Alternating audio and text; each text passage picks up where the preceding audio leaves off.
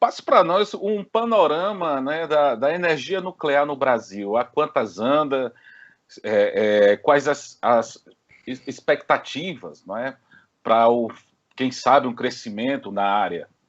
Bom, vamos lá. O que está acontecendo hoje na área nuclear é um reflexo do que aconteceu no Brasil nos últimos tempos. Então, independente de discussão política, a gente teve aí uma corrupção muito grande que aconteceu no passado, não foi de um governo, foram de vários, e a área nuclear, por ser valores altos, não ficou atrás. Então, o que aconteceu em Angra 3, na construção de Angra 3, houve realmente um desvio de verba bastante grande, e aí entrou o processo, então está parado a construção de Angra 3, porém, a gente chegou num ponto da usina em que já está montada a estrutura da usina, a base da cúpula da usina já está construída, já os primeiros equipamentos já estão montados dentro da usina.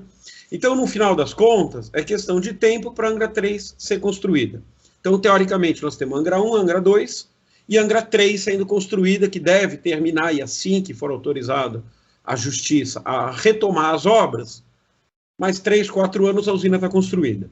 Lógico que essas usinas, Angra 1, foi um projeto ligado aos Estados Unidos, é um reator da Westinghouse, foi comprado na década de 60, início da década de 70, e aí, quando o Brasil, na década de 80, começa a perceber que precisa diversificar o seu parque energético, porque o que acontece no Brasil hoje? O Brasil hoje, boa parte da produção é hidrelétrica.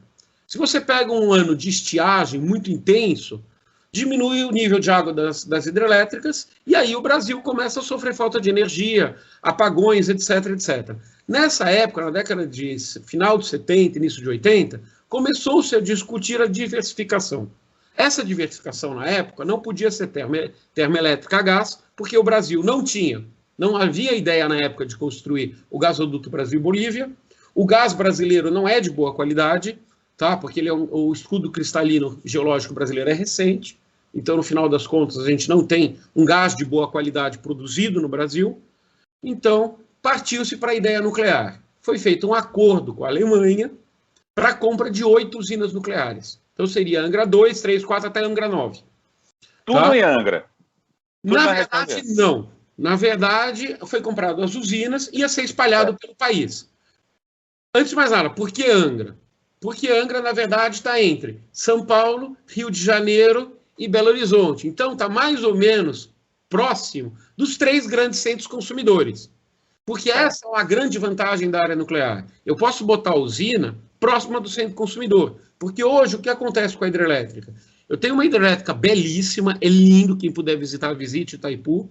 É uma hidrelétrica linda, uma construção enorme. Só qual que é o problema? É produzido lá no Paraná.